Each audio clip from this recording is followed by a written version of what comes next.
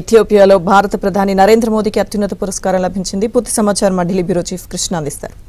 కృష్ణ. లక్ష్మీదుర్గ ప్రధాని నరేంద్ర మోదీ ప్రస్తుతం విదేశీ పర్యటనలో ఉన్నారు. ఆయన 3 దేశాల పర్యటన 18వ తేదీ వరకు కూడా చేయబోతున్నారు.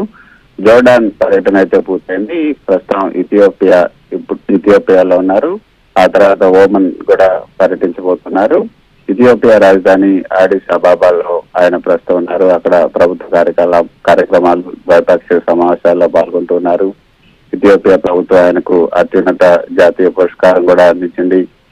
భారత్ మధ్యప్రాచ్య దేశాల సంబంధాలు బలోపేతం కావడం ఈ పర్యటన యొక్క ముఖ్య ఉద్దేశంగా ప్రధాని మోదీ తెలిపారు.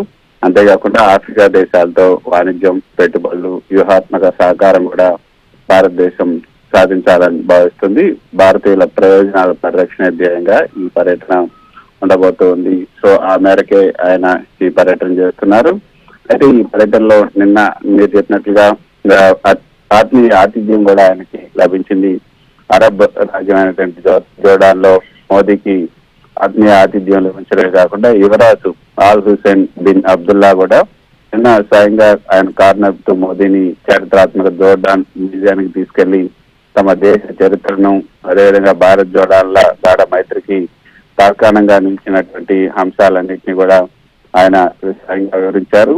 జోర్డాన్ యువరాజు మహమ్మద్ ప్రవక్త 42వ తరం వారసుడు. సో అది ఒక గొప్ప ఆత్మీయ ఆతిథ్యంగానే మనం చెప్పొచ్చు. అంతేకాకుండా ఇథియోపియా రాజధాని ఆదిస్ అబాబా చేరుకున్నటువంటి ప్రధాని మోదీకి విమానాశ్రయంలో కూడా ఆయనకు ఇథియోపియా ప్రధాని డాక్టర్ అబియ్ అహ్మద్ అలీ సాధారణంగా స్వాగతం పలికారు.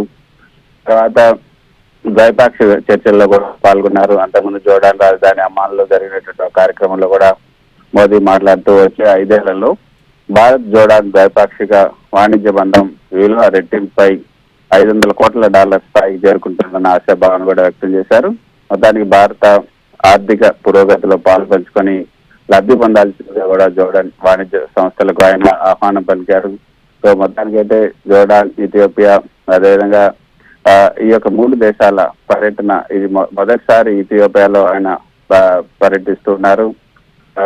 సో ఈ 3 దేశాల పర్యటన ఖచ్చితంగా ఆఫ్రికా దేశాలతో వాణిజ్యం, పెట్టుబడులు, వ్యూహాత్మక సహకారం లభిస్తుందని భారత్ భావిస్తుంది. భారత్ అదేవిధంగా మధ్యప్రాచ్య దేశాల సంబంధాలు కూడా మరింత బలోపేతం అవుతాయని కూడా భారత్ భావిస్తుంది. Lakshmi. Right, thank you Krishna.